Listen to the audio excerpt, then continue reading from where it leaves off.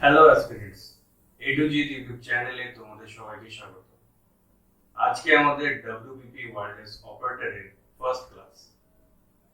তো আজকে আমরা ম্যাথের ক্লাস করব। তোমাদের মধ্যে অনেকেরই কনফিউশন আছে যে ওয়্যারলেস অপারেটরের কোশ্চেন প্যাটার্ন কিরকম হবে, অর্থাৎ কোন কোন বিষয়গুলোকে পড়তে হবে। তো তোমরা যদি একটু ওদের অফিসিয়াল সিলেবাসটা দেখো, তো ক্লাস 11 আর 12 অর্থাৎ 10+2 লেভেলে তোমরা সায়েন্সে ম্যাথ আর ফিজিক্সে যা যা পড়েছো সেই সিলেবাস থেকেই আছে। ঠিক আছে, তো আমরা ফার্স্টে ম্যাথের সিলেবাসে দেখে নিই ওরা কি দিয়েছে। আজকে আমাদের ম্যাথেরই ক্লাস হবে।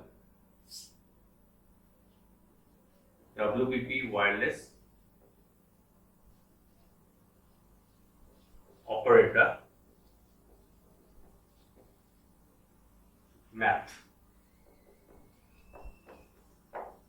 তো ম্যাথের সিলেবাসে কি কি দেয়া আছে এটা আমরা দেখে নিই। ফার্স্টে অ্যালজেব্রাতে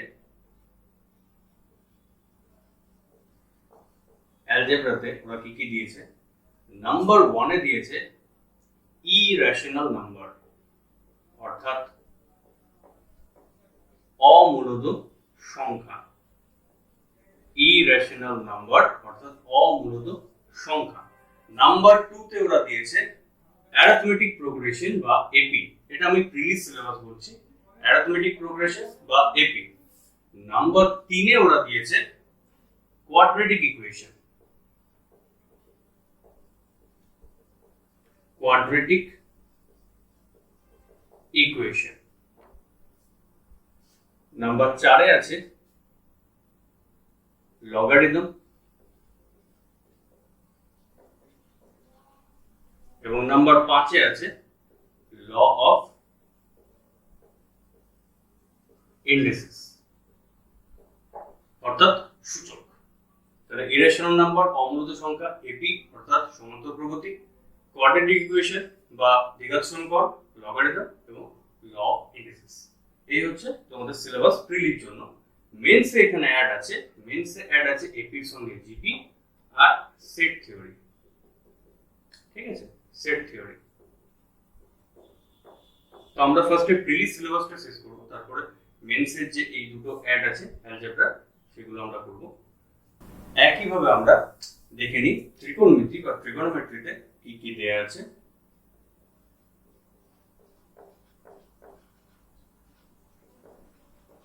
ট্রিগোনোমেট্রিতে তোমাদের দিয়েছে নাম্বার 1 এ দেয়া আছে অ্যাসোসিয়েট অ্যাঙ্গেল, অ্যাসোসিয়েটেড অ্যাঙ্গেলস অর্থাৎ সংযুক্ত কোণ। ঠিক আছে। নাম্বার 2 তে দেয়া আছে কম্পাউন্ড অ্যাঙ্গেলস, এবং নাম্বার 3 তে দেয়া আছে তোমাদের মাল্টিপল অ্যাঙ্গেল। ঠিক আছে, multiple angles, associate angles, compound angles আর মাল্টিপল অ্যাঙ্গেলস। ত্রিকোণমিতিতে এই তিনটেই তোমাদের অ্যাড আছে, আর এটা প্রিলির জন্য। আর মেন্সে তোমাদের যেটা অ্যাড করা আছে মাল্টিপলের সঙ্গে সাব মাল্টিপল। ঠিক আছে, মাল্টিপলের সঙ্গে সাব মাল্টিপল অ্যাড আছে। সিমিলারলি এরপর যদি আমরা কনিক সেকশন বা কোঅর্ডিনেট জিওমেট্রি দেখি, কোঅর্ডিনেট জিওমেট্রিতে কি আছে, কোঅর্ডিনেটে কি আছে। কোঅর্ডিনেটে তোমাদের প্রিলি আর মেন্স দুটোতেই দেয়া আছে ইকুয়েশন অফ স্ট্রেট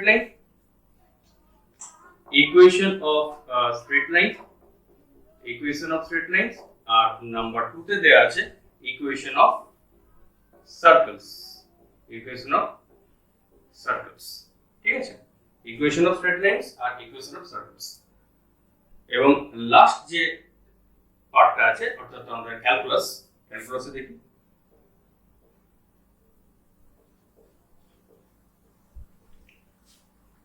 ক্যালকুলাসে তোমাদের আছে নাম্বার 1 এ লিমিট, নাম্বার 2 তে ডিফারেন্সিয়েশন,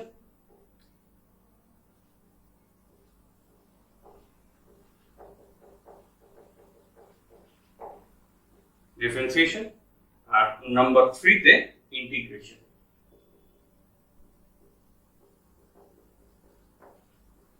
ইন্টিগ্রেশন। এটা তোমাদের প্রিলিতে দেয়া আছে। আর মেন্স এর জন্য একটা অ্যাড আছে, মেন্স এর জন্য আছে ম্যাক্সিমা মিনিমা। ম্যাক্সিমাম মিনিমা যেটা অ্যাপ্লাইড ক্যালকুলাসের একটা পার্ট। তো এই হচ্ছে আমাদের ওভারঅল সিলেবাস, যেটা তোমাদের প্রিলি আর মেন্স দুটোতে দেয়া আছে। ঠিক আছে, তো ম্যাক্সিমাম যেগুলো আমরা প্রিলিতে পাচ্ছি সেগুলো মেন্সে অ্যাড আছে, তার সাথে সেট থিওরি, জিপি আর এখানে ম্যাক্সিমাম মিনিমা তোমাদের দিয়েছে। ওকে, তো আজকে আমরা যেটা করব, আজকে আমরা ফার্স্টে অ্যালজেব্রা স্টার্ট করছি। তো অ্যালজেব্রাতে আমরা ল অফ ইন্ডিসিস করব। ঠিক আছে, ল অফ ইন্ডিসিস বা সূচকের সূত্র। তো আমরা স্টার্ট করতে চলেছি ল অফ ইন্ডিসিস অর্থাৎ সূচকের সূত্রাবলী। তো আমরা হেডিং করে নেব law of indices. Law of indices অর্থাৎ সূচক, সংক্ষেপে আমরা বলছি সূচক। ঠিক আছে, তো এই ল অফ ইন্ডিসিস জিনিসটা কি? ল অফ ইন্ডিসিস, ধরা যাক যে a to the power m, a এর পাওয়ার m। এই কথাটার অর্থ কি? এই কথাটার অর্থ হলো a কে গুণ করা হয়েছে m উৎপাদক পর্যন্ত, অর্থাৎ a কে তার m উৎপাদক পর্যন্ত গুণ করা হয়েছে। যদি আমরা এটা নিউমেরিক্যালি বা সংখ্যায় দেখি, ধরে নিলাম 2 এর পাওয়ারে 5, অর্থাৎ 2 কে 5 বার গুণ করা হবে, মানে 2 কে 5 উৎপাদক পর্যন্ত গুণ করা হবে। এবং 2 ইনটু 2 ইনটু 2 ইনটু 2 ইনটু 2, তাহলে তবে এই টু টু দি পাওয়ার 5 টা আসছে। ঠিক আছে, এটা কত আছে? 32। তো এই সংখ্যাটার মধ্যে, বা আমি এই a to the power m এর ক্ষেত্রেই বলছি, এই a কে আমরা বলবো বেস, a কে আমরা বলবো বেস, এবং এই m কে বলবো পাওয়ার, m কে বলবো পাওয়ার, বা m কে আমরা বলতে পারি ইন্ডেক্স অফ পাওয়ার, মানে শক্তির সূচক। এই ইন্ডেক্স থেকে ইন্ডিসিস কথাটা এসেছে। ঠিক আছে, তার মানে a to the power m এর ক্ষেত্রে a হবে বেস এবং m হবে ইন্ডেক্স অফ পাওয়ার বা ইন্ডিসিস। ঠিক আছে, তো আমরা এটা বেসিকটা বুঝে নিলাম। এরপর আমরা এর কিছু ফর্মুলা লিখব। ঠিক আছে,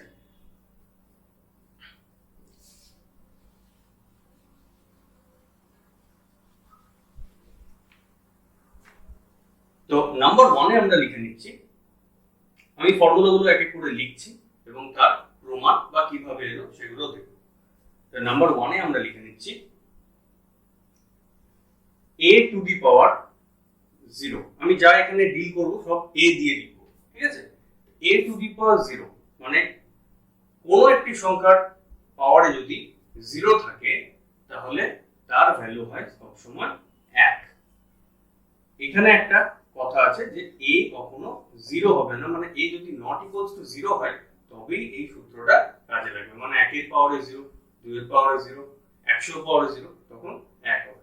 ঠিক আছে, নাম্বার 2 এ আমি লিখছি a to the power m into a to the power n equals to a to the power m plus n। অর্থাৎ বেস যদি সেম থাকে তবে পাওয়ার গুলো বা ইন্ডেক্স গুলো কি হবে? যোগ হবে। ঠিক, number 3 A a to the power m ভাজিত a to the power n equals to a to the power m minus n। অর্থাৎ বেস যদি সেম থাকে আর যদি ভাগ করছি আমরা, তখন ক্ষেত্রে পাওয়ার গুলো মাইনাস হয়ে যাবে। ঠিক আছে, আর কি? নাম্বার 4 এ আমরা লিখছি a to the power m তার whole to the power n equals to a to the power mn। অর্থাৎ একটা নর্মাল সংখ্যা আছে যার পাওয়ার দেয়া আছে, তার যদি আমরা ফুল পাওয়ার লিখি তাহলে সেই পাওয়ার গুলো গুণ হয়ে যায়। এগুলো সব আমরা দেখাবো। নেক্সট 5 নম্বরে আমরা লিখছি a by b তার whole to the power m equals to a to the power m by b to the power m। ঠিক আছে, a by b তার whole to the power m equals to a to the power m by b to the power m। আচ্ছা, আর কি formula আছে number 6 এ?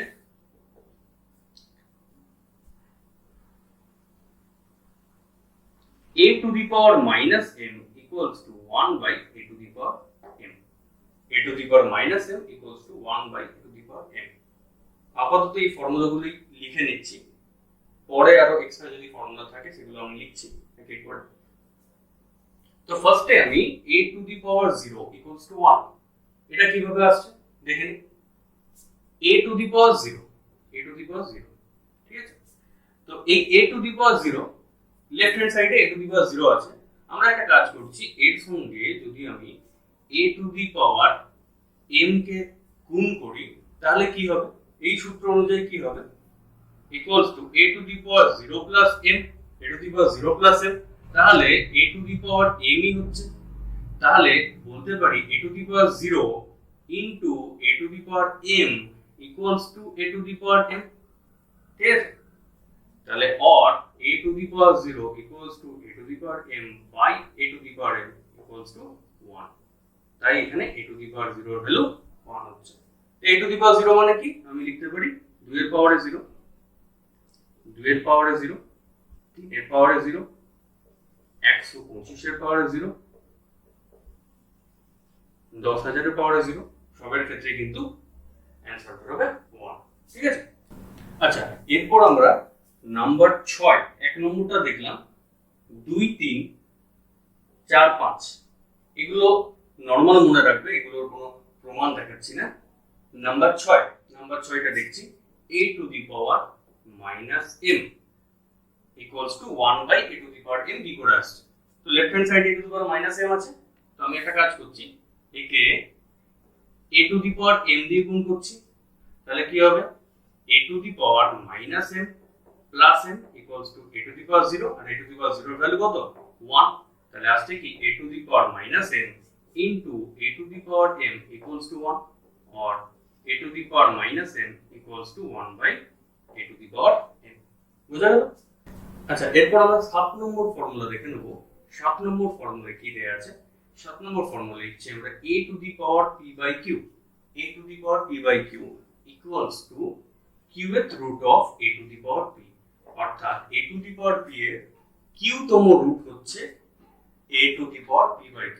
ঠিক আছে, বোঝা গেল? একই ভাবে যদি আমরা 8 নম্বর দিই, 8 নম্বরে লিখবো a to the power minus p by q equals to আমরা বলতে পারি 1 by a to the power p by q, অর্থাৎ 1 by qth root of a to the power p। একটা জিনিস এখানে মাথায় রাখবে যে